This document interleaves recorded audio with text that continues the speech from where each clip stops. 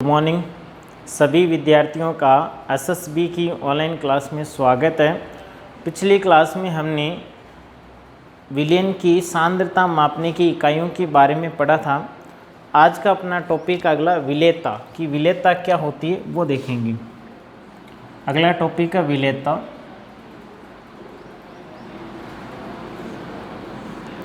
आज का अपना टॉपिक रहेगा विलेयता। विलेयता का अर्थ होता है विलायक की निश्चित मात्रा में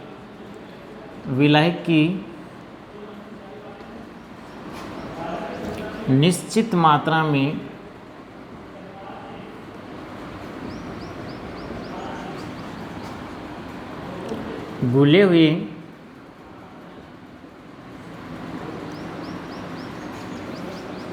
विलेय की मात्रा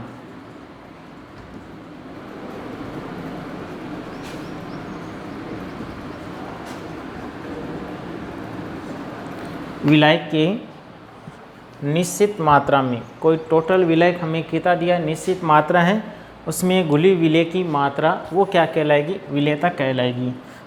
तो इसमें पहले हम पढ़ेंगे ठोसों की द्रव में विलेयता। ये अपना टॉपिक रहेगा ठोसों की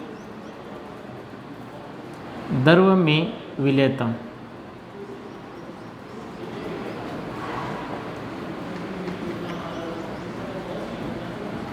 ठोसों की द्रव में विलेयता यानी हमें कोई ठोस पदार्थ दिया गया है, उसको द्रव में घोलना है। एक पात्र लिया, उसमें हमने क्या ले लिया, द्रव पदार्थ ले लिया, और उसमें हम क्या घोल रहे हैं, ठोस पदार्थ घोल रहे हैं।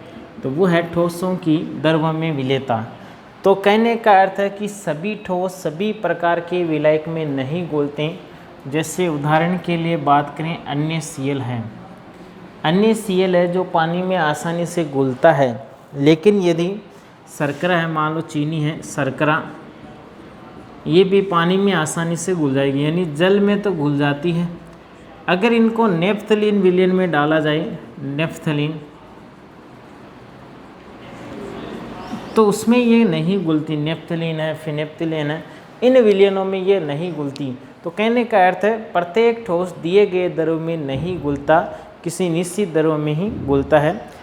अब देखेंगे ठोसों की द्रव में विलेयता को प्रभावित करने वाले कारक कि कौन कौन से कारक है विलेयता को प्रभावित करने वाले कारक, प्रभावित करने वाले कारक।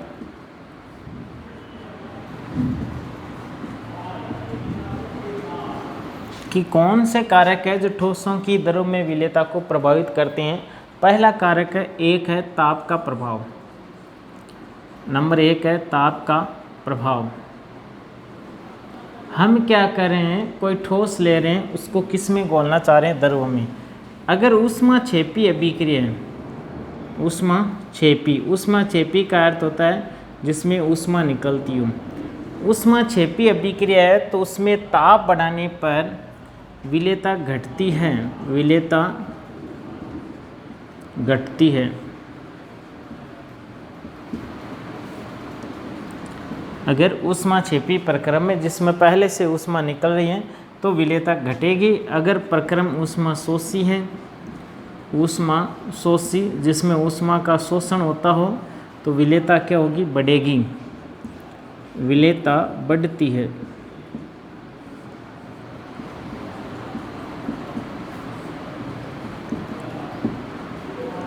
विलेयता बढ़ती है। ऊष्माक्षेपी विलेयता घटती है और ऊष्मा शोषी में विलेयता बढ़ती है।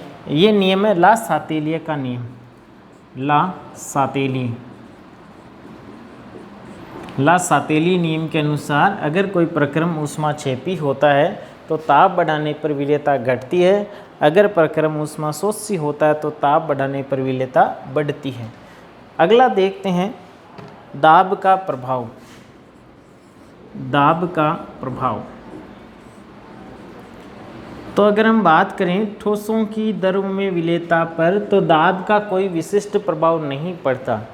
कारण क्या है कि ठोस और द्रव दोनों ही क्या होते हैं, असंपीड्य होते हैं, असंपीड्य। यानी इनको दबाया नहीं जा सकता, अधिक मात्रा में नहीं दबाया जा सकता, इसलिए दाब का कोई विशिष्ट प्रभाव नहीं पड़ता। अगला है तीसरा, ठोस एवं विलायक की प्रकृति, कि ठोस क्या है और हमने जो विलायक लिया वो क्या है, ठोस एवं विलायक की प्रकृति।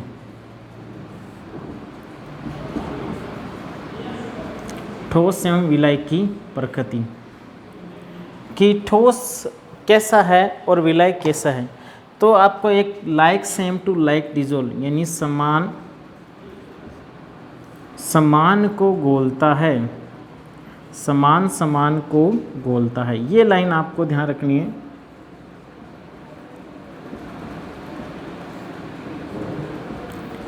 समान को घोलता है। जैसे आप भी अपने समान प्रकार के दोस्तों के पास से बैठते हैं, भले क्लास में कितने बच्चे हों, समान को घोलता है। तो कहने का अर्थ है आयनिक अगर ठोस है, आयनिक ठोस, ये घुलेंगे ध्रुवीय विलायकों में, ये घुलते हैं ध्रुवीय विलायक में, क्योंकि दोनों में क्या रहेंगे, पॉजिटिव और नेगेटिव। जैसे आयनिक ठोस अन्य Cl लिया और ध्रुवीय विलायक जैसे ले लिया आपने H2O जल, तो दोनों में क्या होते हैं, एक में प्लस चार्ज एक में माइनस, इसमें भी माइनस और प्लस चार्ज रहने के कारण आसानी से एक दूसरे से क्रिया करते हैं।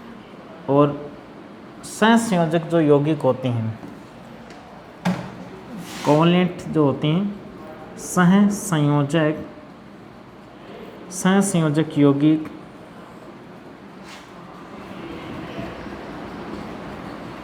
सहसंयोजक यौगिक किस में घुलेंगे, अध्रुवीय विलायक में घुलेंगे, अध्रुवीय विलायक। तो ये भी आपको ध्यान में रखना है कि समान को घोलता है। आयनिक ठोस है वो ध्रुवीय विलायकों में, जबकि सहसंयोजक ठोस किस में घुलेंगे, अध्रुवीय विलायकों में घुलते हैं। वापस देखते हैं विलेयता क्या थी। विलेयता का अर्थ था विलायक की निश्चित मात्रा में घुली हुई गैस की घुली विलेय की मात्रा। पहले हमने पढ़ा इसमें ठोसों की द्रव में विलेयता, तो कोई भी ठोस है उसको द्रव में घोल रहे हैं तो प्रत्येक ठोस दिए गए द्रव में नहीं घुलता है, निश्चित द्रव में ही घुलेगा। फिर हमने पढ़ा ठोसों को प्रभावित करने वाले कारक, पहला था ताप का प्रभाव। ला-सातेली नियम के अनुसार ऊष्माक्षेपी प्रक्रम में ताप बढ़ाने पर विलेयता घटती है, जबकि ऊष्माशोषी प्रक्रम में ताप बढ़ाने पर विलेयता भी बढ़ती है। दाब का प्रभाव कोई विशिष्ट नहीं पड़ता, क्योंकि द्रव और ठोस दोनों क्या होती हैं, असंपीड्य होती हैं, दबाया नहीं जा सकता। ठोस एवं विलायक की प्रकृति समान को घोलता है, अर्थात आयनिक ठोस ध्रुवीय विलायकों में, जबकि सहसंयोजक ठोस अध्रुवीय विलायकों में घुलते हैं। ये था अपना आज ठोसों की द्रव में विलेयता। अब हम देखेंगे गैस की द्रव में विलेयता। ठोस को घोला, अब द्रव को गैस को घोलेंगे, गैसों की द्रव में विलेयता। अगला टॉपिक है गैसों की द्रव में विलेयता। गैसों की द्रव में विलेयता।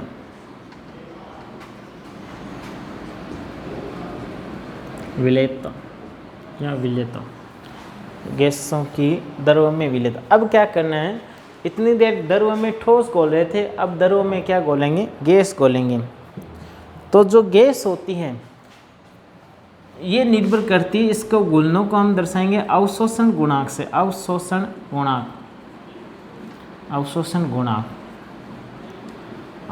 गुणांक का अर्थ है कि कोई द्रव ले लिया, निश्चित मात्रा में कोई द्रव ले लिया, उसके द्वारा कितनी गैस को अवशोषित किया गया वो कहलाएगा अवशोषण गुणांक। और जिसके लिए अवशोषण गुणांक का मान ज़्यादा होगा वो गैस क्या होगी, द्रव में ज़्यादा घुलेगी।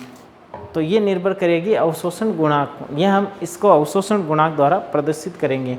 तो इसमें हम पढ़ेंगे प्रभावित करने वाले कारक। सबसे महत्वपूर्ण यही है, प्रभावित करने वाले कारक। गैसों की द्रव में विलेयता को प्रभावित करने वाले कारक, प्रभावित करने वाले कारक। देखते हैं कौन कौन से कारक हो सकते हैं। सबसे पहला है गैस की प्रकृति। गैस की प्रकृति, जैसे 5वें चैप्टर में पढ़ा था कि गैस की प्रकृति क्या होनी चाहिए, वे गैसें जो आसानी से क्या हो, द्रवीकृत हो। द्रवीकृत यानी वे गैसें जो आसानी से द्रव में बदलेगी, उनकी घुलनशीलता ज़्यादा होगी। और द्रव में कौन सी बदलेगी, जिसके लिए क्रांतिक ताप का मान अधिक हो, यानी जिन गैसों के लिए क्रांतिक ताप अधिक होगा उनकी द्रव में बदलने की प्रवृत्ति अधिक होगी, और प्रवृत्ति अधिक होगी तो घुलनशीलता भी क्या होगी, अधिक होगी। यानी वे गैसें जिनका क्रांतिक ताप अधिक होता है उनकी प्रकृति क्या होगी, द्रवीकृत होने की होगी, और वो आसानी से द्रव में बदलेगी तो उसकी घुलनशीलता भी क्या होगी, अधिक होगी। ये थी गैस की प्रकृति। दूसरा विलायक की प्रकृति, यानी समान समान को गोलता है। यहाँ पर भी वो ध्यान रखना है कि जो आयनित होने वाली गैसें हैं, आयनित जो आयनों में बदलने वाली गैसें हैं वो ध्रुवीय विलायकों में घुलेगी, जबकि जो अनायनित गैसें होंगी वो अध्रुवीय विलायकों में घुलेगी। तीसरा है ताप का प्रभाव, और सबसे महत्वपूर्ण पढ़ेंगे छो-ताप। इसमें है ताप का प्रभाव। ताप का प्रभाव, तो ताप बढ़ाने पर क्या होगा, ताप बढ़ाने पर विलेयता घटती है, विलेयता घटती है। सीधा सा ही पता चल रहा है, क्योंकि जो द्रव है वो भी किस में बदलना प्रारंभ हो जाता है, ताप बढ़ाने पर गैस में, इसलिए विलेयता क्या होगी, घटेगी। सबसे महत्वपूर्ण है अगला दाब का प्रभाव। अब टॉपिक में यहाँ से क्वेश्चन आता है बोर्ड में, जो अभी आपने विलेयता आज शुरू की है उसमें ये महत्वपूर्ण है दाब का प्रभाव। दाब का प्रभाव, और यहाँ दाब के प्रभाव को हम एक नियम के आधार पर पढ़ेंगे, उसका नाम है हेनरी नियम। हेनरी नियम, तो क्वेश्चन आता है हेनरी नियम क्या है। तो हेनरी नियम देखो क्या है। हेनरी नियम है निश्चित ताप पर, पहले लिख देता हूँ फिर समझाऊंगा। निश्चित ताप पर विलायक के इकाई आयतन में, निश्चित ताप पर विलायक के इकाई आयतन में घुली हुई गैस की मात्रा, घुली हुई गैस की मात्रा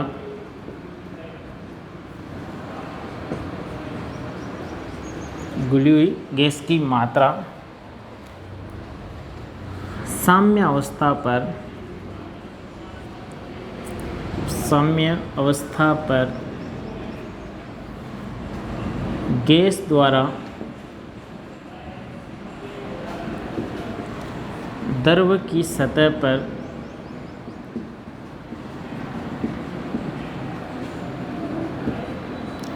डाले गए वाष्प दाब के, डाले गए वाष्प दाब, डाले गए वाष्प दाब के, सतह पर डाले गए वाष्प दाब के समानुपाती होती हैं, समानुपाती होती है। निश्चित ताप पर विलायक के इकाई आयतन में घुली हुई गैस की मात्रा साम्य अवस्था पर गैस द्वारा द्रव की सतह पर डाले गए वाष्प दाब के समानुपाती होती है। यानी वाष्प दाब मान लो P है, सॉरी घुलनशील मात्रा M है, तो वो किसके समानुपाती रहेगी, P के। इसको हटाएंगे तो M बराबर आएगा KHP, और KH अभी इधर मैं लिख रहा हूँ M है गैस की मात्रा, फिर पूरा नियम समझाता हूँ। गैस की मात्रा, और P है वाष्प दाब या दाब, और KH हेनरी नियतांक, हेनरी नियतांक, और ये नियतांक है, ये गैस की प्रकृति पर निर्भर करेगा। अब वापिस नियम देखो क्या है। निश्चित ताप पर विलायक के इकाई आयतन में घुली हुई गैस की मात्रा साम्य अवस्था पर गैस के द्वारा द्रव की सतह पर डाले गए वाष्प दाब के समानुपाती होती है। हमने क्या किया, इसमें द्रव भरा, ठीक है, द्रव है, इसमें क्या डाल दिया, द्रव लिया। यहाँ इसमें हमने डाल दी गैस, ऊपर की तरफ इसमें हमने डाल दी है गैस, नीचे है द्रव और ऊपर हमने डाली गैस। ताप क्या कर दिया, निश्चित, और आयतन क्या ले लिया, निश्चित आयतन ले लिया, ठीक है। निश्चित ताप है, निश्चित आयतन, तो गैस की जो घुलनशील मात्रा यानी इस द्रव में कितनी गैस घुली उसकी जो मात्रा अहम होगी। अब ये गैस क्या करेगी, इस द्रव पर दाब डालेगी, भाई जितनी ज़्यादा घुली है उतने दाब क्या डालेगी, ज़्यादा डालेगी। तो ये क्या करेगी, गैस है द्रव की सतह पर दाब डालेगी, और ये दाब क्या कहलाएगा, गैस का मतलब होता है वाष्प, और वाष्प के द्वारा डल रहा है तो उसको क्या कहेंगे, वाष्प दाब। तो ये वाष्प दाब क्या होगा, इसकी मात्रा के समानुपाती होगा, यानी जितनी ज़्यादा मात्रा में गैस घुलेगी दाब उतना ही ज़्यादा होगा, तो दाब के बराबर क्या आएगा, एम आ जाएगा। वापिस सुनो, निश्चित ताप ले लिया, निश्चित द्रव ले लिया। अब इसमें गैस कितनी घुली है वो किस पर निर्भर करेगा कि इस गैस ने इसकी सतह पर कितना दाब डाला है, यानी कितना वाष्प दाब डाला है, उसके समानुपाती होगी। जितनी ज़्यादा घुलेगी उतना वाष्प दाब बढ़ेगा, तो अहम समानुपाती P और KH क्या होता है, हेनरी स्थिरांक आता है। अब देखते हैं हेनरी नियम की सीमाएं। हेनरी नियम की सीमाएं तो समझ गए होंगे, निश्चित ताप पर विलायक के इकाई आयतन में घुली हुई गैस की मात्रा साम्य अवस्था पर, साम्य अवस्था का मतलब है कि जब द्रव और गैस दोनों बराबर मात्रा में मिल गए, ठीक है, यानी जितनी द्रव था उतनी गैस है इसमें, यानी जितनी मात्रा में गैस द्रव में बदल रहा है, द्रव उतनी मात्रा में तुरंत किस में बदल रहा है, गैस में बदलता रह रहा है। मान लो इधर गैस है द्रव में बदल रही है, तो इधर द्रव वापस गैस में बदल रहा है, वो कहलाता है साम्य अवस्था, यानी अभिक्रिया चल रही है लेकिन देखने पर ऐसा प्रतीत होता है कि अभिक्रिया रुकी हुई है। अब देखते हैं सीमाएं हैं इसकी, सीमाएं ध्यान रखना, हेनरी नियम की सीमाएं, 3 सीमाएं महत्वपूर्ण हैं, तो 3 सीमाएं ध्यान रखें।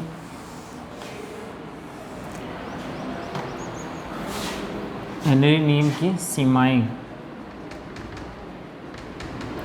की कंडीशन क्या है, एक, ताप अत्यधिक कम नहीं होना चाहिए, अगर ताप अत्यधिक कम नहीं हो।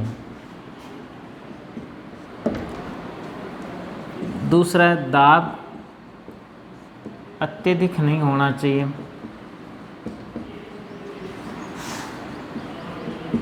ताप कम नहीं होना चाहिए, दाब अधिक नहीं होना चाहिए। गैस विलायक के साथ क्रिया नहीं करनी चाहिए, विलायक के साथ क्रिया नहीं करनी चाहिए, क्रिया नहीं करनी चाहिए। ये 3 सीमाएं आपको ध्यान में रखनी है। ताप अत्यधिक नहीं होना चाहिए, अगर मान लो ताप अधिक कर दिया गया तो कम नहीं होना चाहिए, ताप अत्यधिक कम कर दिया गया तो ताप बहुत कम करने पर क्या होगा, जो गैस है वो द्रव में बदल जाएगी, तो मात्रा गैस की क्या आएगी, कम आएगी, क्योंकि गैस वो किस में बदल चुकी है, द्रव में। दाब अधिक नहीं होना चाहिए, अगर आप गैस पर ज़्यादा दाब डालते हो तो भी वो द्रव में बदल जाती है, और द्रव में बदलने पर उसकी मात्रा क्या आएगी, कम आएगी, चेंज हो जाएगी। तीसरी है विलायक के साथ क्रिया नहीं, अगर मान लो गैस है विलायक के साथ क्रिया कर ले तो भी उसकी मात्रा में क्या आता है, परिवर्तन हो जाता है। इसलिए ये 3 सीमाएं ध्यान में रखनी है कि ताप कम नहीं होना चाहिए, दाब अधिक नहीं होना चाहिए, गैस है दिए गए विलायक के साथ क्रिया या अन्योन्य क्रिया नहीं करनी चाहिए। अब है अनुप्रयोग, 3 उपयोग है या अनुप्रयोग है वो भी ध्यान रखने हैं। अनुप्रयोग सबसे पहला है सोडा वाटर में, सोडा वाटर, यानी जो सोडा वाटर की बोतलें होती हैं उसमें हेनरी नियम का प्रयोग किया जाता है, और हेनरी नियम के आधार पर ही उसमें क्या होती है कि जो CO2 होती है उसको अत्यधिक दाब डाला जाता है। दाब डालने पर क्या होगा, ये द्रव में बदलेगी, और द्रव में तो बदलेगी तो इसकी विलेयता क्या हो जाती है, बढ़ जाती है। यानी पहला है सोडा वाटर में, सोडा वाटर में क्या किया जाएगा, हेनरी नियम के आधार पर गैस को अत्यधिक दाब पर द्रवीकृत करके उसमें विलेयता को बढ़ा दिया जाता है। दूसरा है ऊंचाई वाली जगह, ऊंचाई वाले क्षेत्रों में ध्यान रखना, ऊंचाई वाले जो क्षेत्र होते हैं, ऊंचाई वाले क्षेत्रों में वायु दाब कम होने के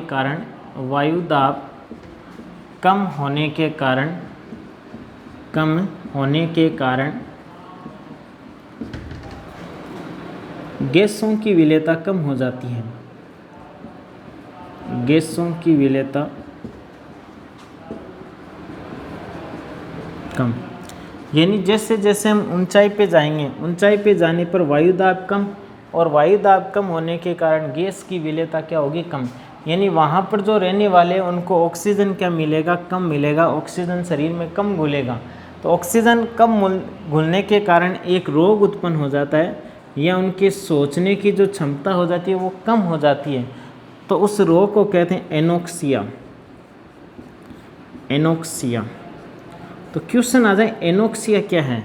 तो एनोक्सिया क्या है, इसके आपको बताना है कि ऊंचाई वाले क्षेत्रों में दाब कम होने के कारण उनके ऊतकों में ऑक्सीजन की घुलनशीलता कम हो जाती है, और ऑक्सीजन की घुलनशीलता कम होने के कारण उनके जो सोचने की क्षमता है वो विकृत हो जाती है या कम हो जाती है। उस रोग को क्या कहते हैं, एनोक्सिया कहते हैं।